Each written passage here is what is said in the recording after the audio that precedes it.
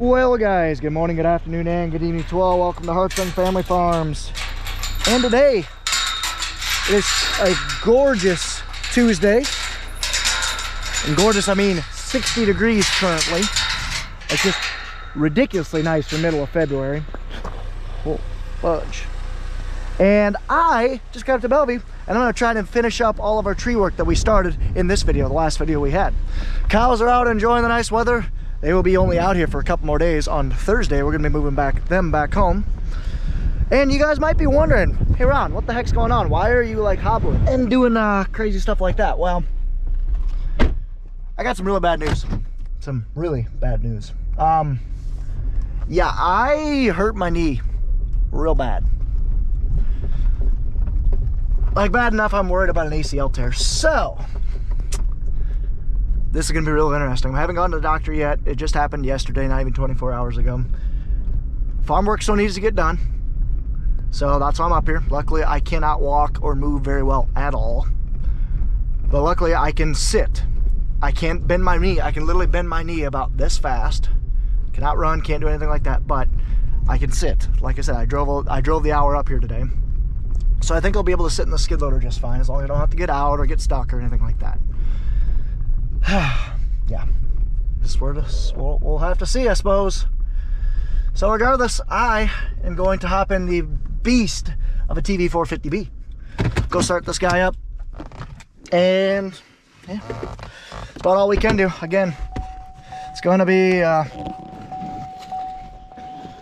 interesting spring if I'm going to be in crutches for a couple months. That's really going to suck. Because spring is upon us, even though it's middle of February, it shouldn't be.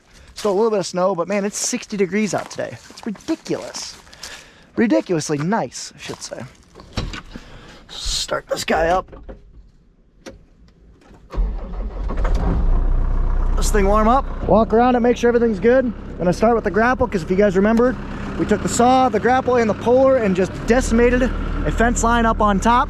I'm gonna clear that fence line and then probably hook back onto the saw and just start thinning trees up where they're needed. So I'm gonna thin up this lane, thin up the lane back there, and probably the couple of trees we just got sitting around. At least that's the hope. My knee just barely fits in here. Not gonna be able to run that pedal. So luckily we got the dial right here. The pedal down there's the throttle. So.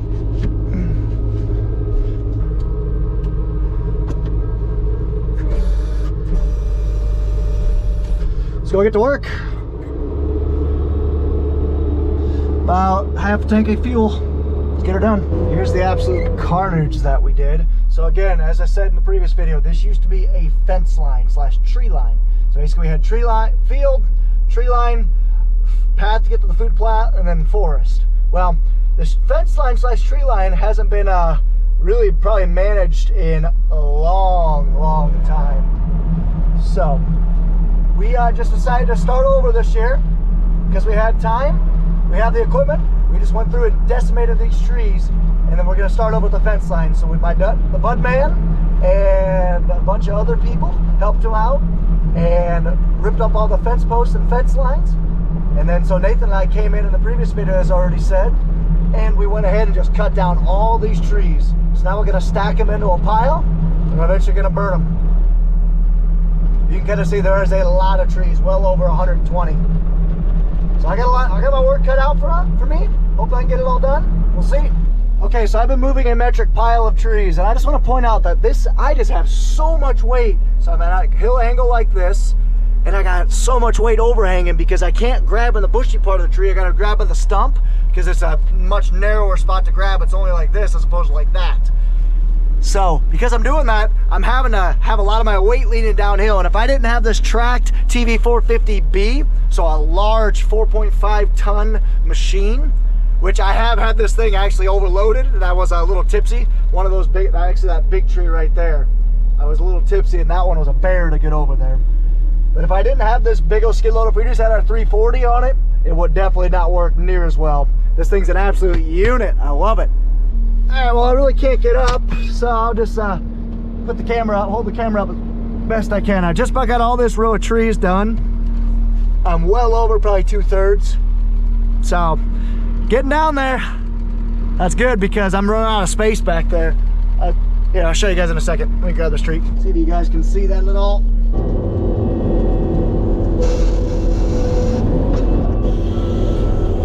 Get under the base of the tree and then just kind of get around as much as you can.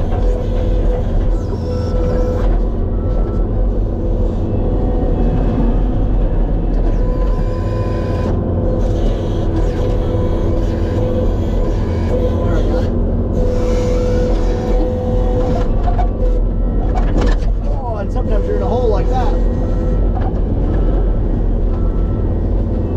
So you can kind of see, big old tree. Yeah, it's hard to see, but this pile is easily 40 feet long by 20 feet wide by 15 feet tall. Beefy. What did I say I couldn't do? Something broke. That broke. So that hose is hanging there. Not good.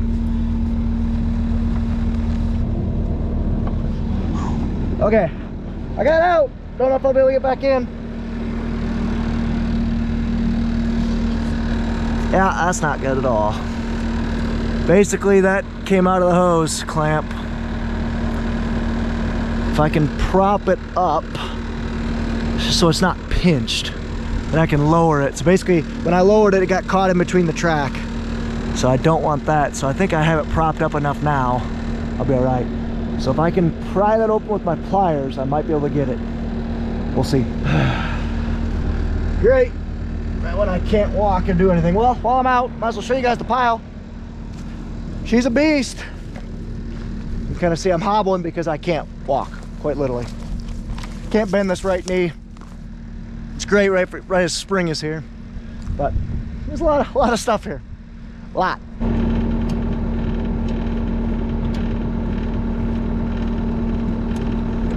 Oh yeah, I can loosen it up. Nice. Maybe I'll be able to get that hose back in.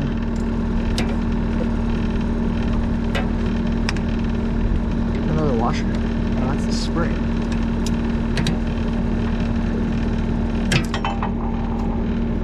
Oh yeah, I can get it. No, you guys can't see much, but that's what I want right there.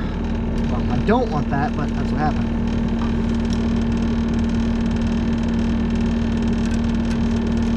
That's why you always carry pliers with you, ladies and gentlemen. Because if I didn't have those pliers, I would be screwed. There we go. Now I can just pop off this clamp, slap them both on. Goes up right like that. Where to put the nut? Drop it. Dropped everything. Oh. Well, that was fun. Got her back together though. I didn't think I'd be able to, but I did. Good job, Gimpy. Now I might be able to get this finished up tonight. Definitely meant that. Whoops. Guys, it just sucks that I hurt myself. Like I said, you know what the funny part is? Ben Van Rokel, Iowan farmer, if you watch this, you called it. We got to talking about how I played pickup basketball, and he's like, oh, it's an old man's league. I was like, no, we're all in like our 20s or something like that. Oh, yes. So, old man's league. I'm getting old, guys. I turned 30 in a couple weeks. I might have played my last game of basketball. It's not worth it. What do you do? But Ben, I hate you, man. You called it. I'm old.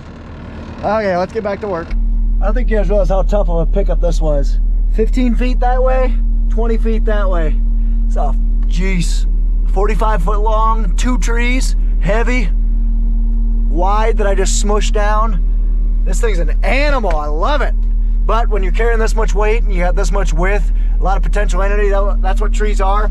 They just have to, you compress them down, they want to spring back, and that's where stuff breaks. So hopefully nothing happens. 4:30 though, I got another hour, that's about it. Man, I gotta get out again. Got a branch on a hydraulic hose, so I want to get that out by hand, otherwise I'll bust it. That'll be a couple $100 mistake and I'll be done for the day.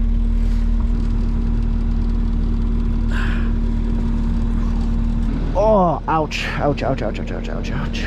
That thing just keeps getting bigger. That is a lot of trees. Here's a drive of basically what we cleared out so far. You can kind of see, comparing to the man, this is a nasty tree line. Some of the stuff has been here for probably 20 years, I guess, for how big some of these trees are. So this isn't a tree line, this is a fence line. There was a fence there, so we're gonna go through and decimate it and put a brand new fence in there. That should gain us a couple rows, as well as a couple rows of actual gain, and as well as a couple rows of productivity, because these outer couple rows were always terrible because they got shaded out, and the roots, they got robbed of nutrients because the tree roots, you know, go out 10-20 feet in the field. This is completely different. Obviously, I mean, we spent a lot of time doing it, but I think it's roughly 15 man hours. No, probably close to 25 man hours between ripping the fence out, pulling the barbs, pulling the posts, cutting the trees, and picking them up. Probably 25 to 30 man hours plus 15 machine hours. It's not a cheap operation, but owning and maintaining land the right way is not a cheap thing to do. But we don't do it for the money. We do it for the livelihood. We do it for the, you know, like I said, just the way of living.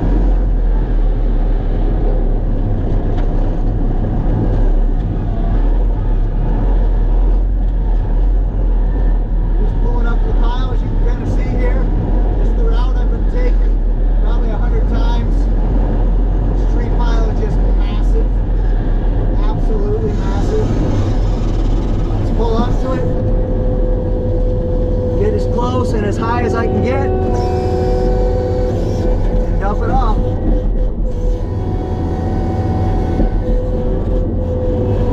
Yeah. Turn around and go do it again.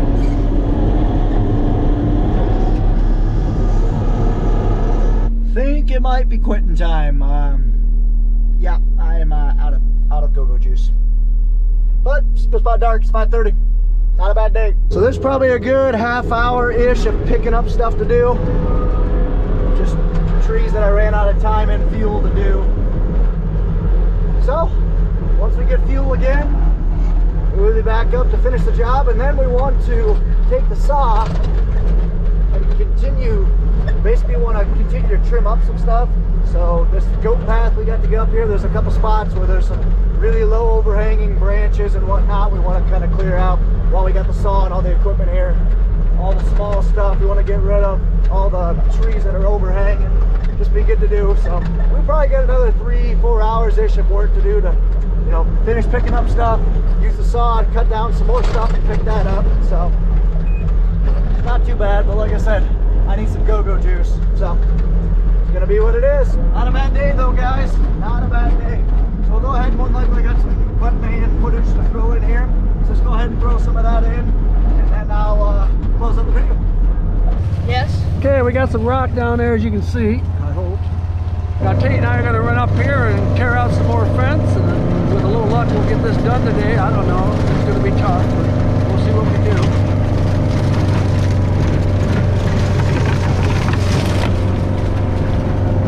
Running down the cornfield. We're going to start on this end here now. We're going to take out this 5 barbs all the way along here through all this junk. That way we can come in with a bulldozer and kind of bulldoze this all into a big pile. We can burn it later on when it gets dry. So, as you used to be, there used to be 5 strands of wire through here, and you can see it's bullier than hell.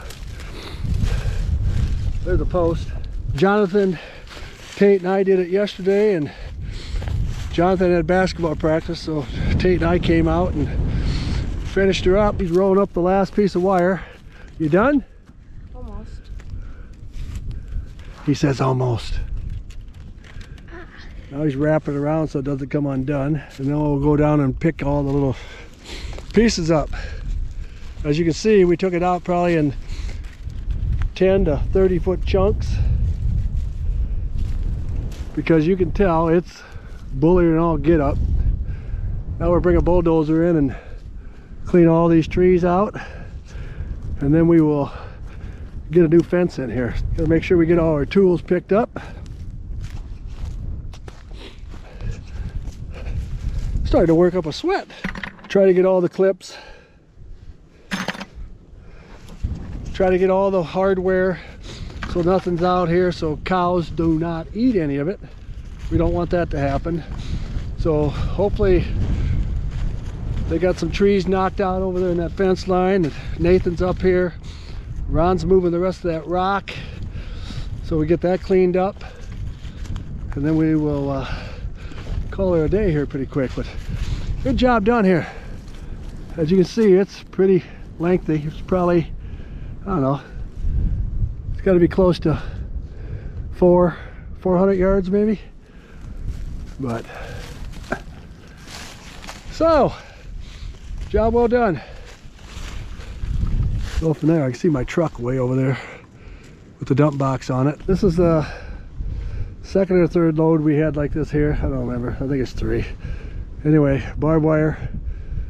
A lot of guys like to just bury a hole and dump it in a hole and cover it up, but I don't like to do that because it comes undone someday, and maybe not in my lifetime, but I just don't like it. Deer get caught in it, animals, it's just not right. So we pick it up, we'll recycle it. So there it is.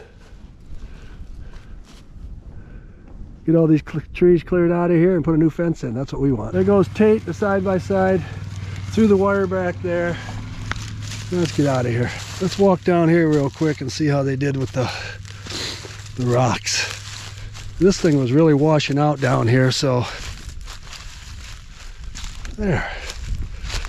So yeah, so we got this, put this rock in here to keep it, you can see how it's washing out. So this will kind of keep it from making a deep hole. So that should be good. So what do you guys do for skid loader?